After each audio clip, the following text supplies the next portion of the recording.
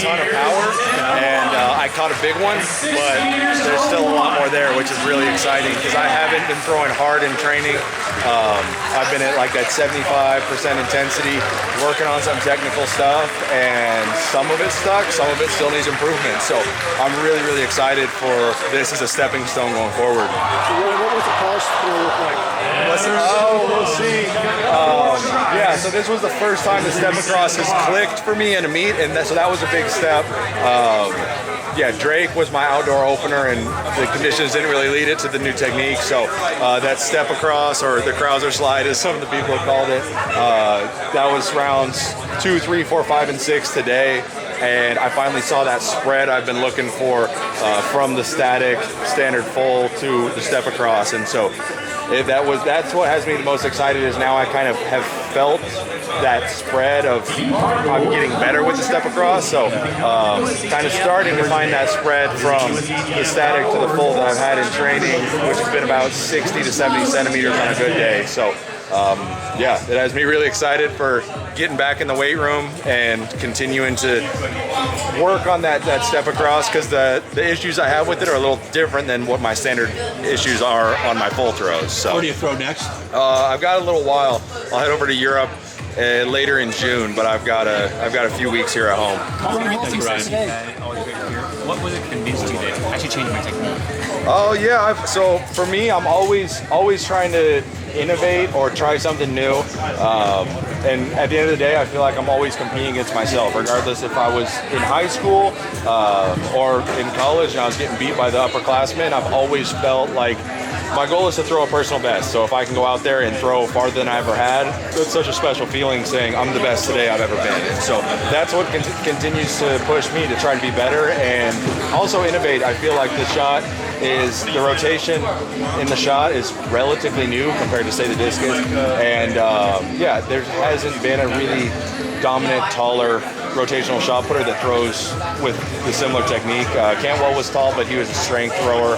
I don't have nearly his weight room numbers, so I've constantly kind of had to build my own technique, and this step across, at the expense of the step across, I've tried a lot of new techniques that haven't worked out. So yeah, it's been a productive change, but you also don't see the 10 other techniques I've tried that didn't work. When you talk about doing new techniques, I mean, this is obviously the only way you can keep improving. You have to change the techniques. What are you looking for? Are you talking to people who are scientists who can actually help you a bit? Or, I mean, because there's aspects of it that do require the physics and all this stuff. Yeah, so I come from an engineering background, so I've always been a math and numbers guy.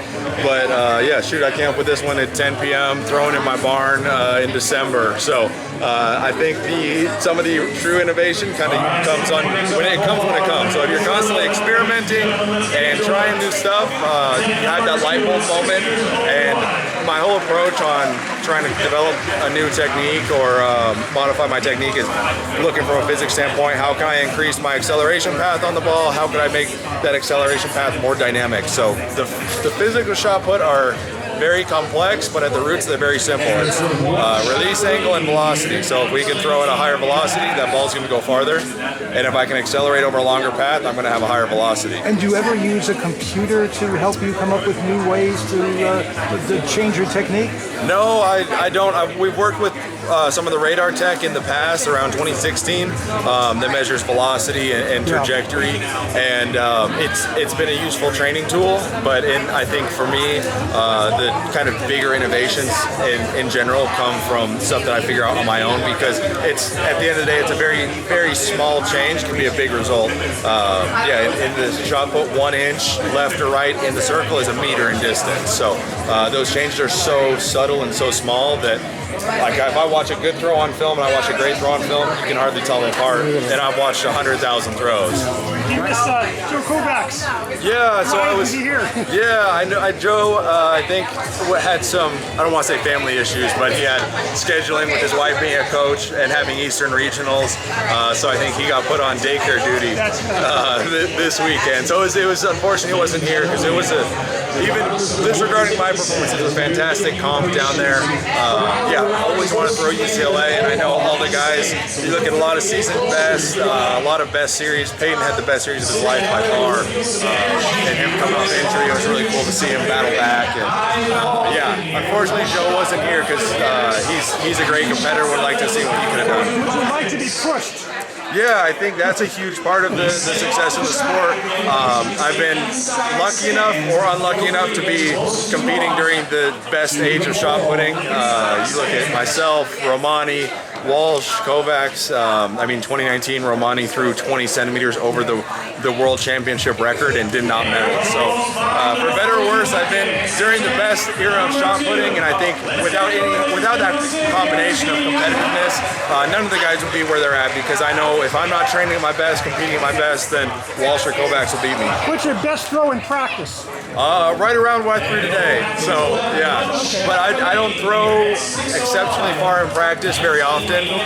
It's usually I'll have a week or two throughout the year right before a major when I'm really starting to blast far throws in practice. But yeah, this was half a meter farther than my best training throw so far this year. What's the limit for the shot put? Oh, it's tough to put a limit on it because you're always chasing that one perfect throw.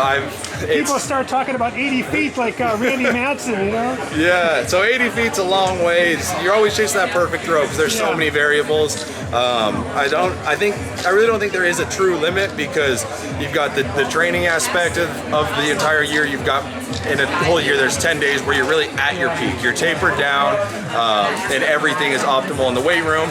But then you've got the mental aspect of how much confidence you have, your approach on the throw, as well as the technical side, which is the biggest variable of them all and the most difficult to hammer down. So I've had great technical throws when I haven't been great tapered in training. That's kind of like today, like very solid technical throw. The training isn't lending itself to an optimal throw right now, and then I feel like my mental side is good. So you're kind of working with three variables, trying to balance them. And you don't foul very much. You used to be the shot put with, all it took was one throw, and you're not fouling. Yeah, so I feel like that's a reflection of the consistency of the technique. As my technique has gotten better, continue to refine it. If I'm throwing well, I shouldn't be fouling, and so because if I'm throwing well, I'm on balance and I'm under control, and all that energy is going into the ball. So if I'm fouling, that means I'm not transferring the energy efficiently out the front, and so my best series are always the ones that have the least fouls. Do you already have a rough schedule out, even going to Paris next year? I mean, a rough idea.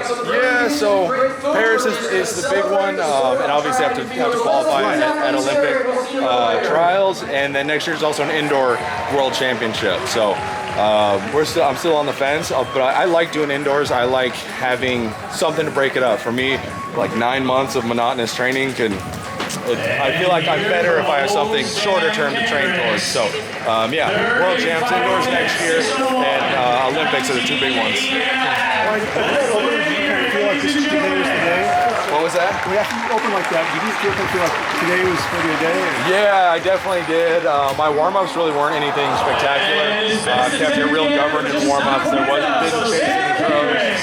Part of that just being older. I only have so many hard throws in me. But yeah, that round one, I let it go. I was like, oh, that's decent. A little off balance. We can fix a few things. And when it went over 23, I was like, oh, yeah, I can throw a PR today. So anytime you miss a throw at 23 meters in an early round, then you got to fight the intrusive thoughts that are telling you like, oh, get in there and blast it. Because when you have a throw that's 23, they're like, I didn't try that hard on. Your body or your brain says, oh, let's try real hard, but then that's when you drop a meter. So had to fight the thought to like really smash it and focus on the technique. And I'm happy with how I corrected and continued to improve. And overall, that was my best series by far. So really, really happy. Not just with the world record, but the biggest thing is a consistent series early in the season like that. The moment it came off your hands, you knew it? I knew it was good. I don't have that refined feeling of throwing hard quite yet. Like at trials, the moment before I even let that one go, I knew that one was good.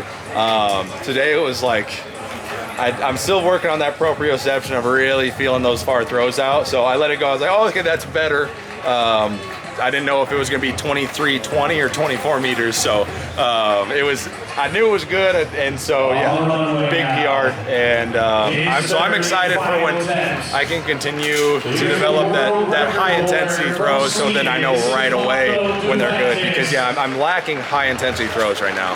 When you talk about like the Crouser slide and you start to crunch the numbers and the science and the physics of that, what does this kind of the ceiling say for that one in terms of like if it was the perfect throw with that technique, how far is that going? Yeah, I think 23 high for sure is possible, and then yeah, you have those outlier throws like Simplot was a prime example this indoor, where going in I was thinking like 2250, 2270 would be a really good throw, and then 2320 or 2338 kind of out of nowhere and surprised myself. So that was 70 centimeters farther than I was expecting or hoping to throw, and so you always kind of chase those. So if I can be in 2370 shape and have a 70 centimeter surprise, that'd be a great one. But yeah, I think 2370 is very possible, and a conservative estimate 24 I think is humanly possible. It's just at that point you're kind of playing with magic and having to hoping to catch lightning in a bottle is the best way to say it. I think it's possible, but it's a tough thing to put your thumb on and really guarantee that it's going to happen.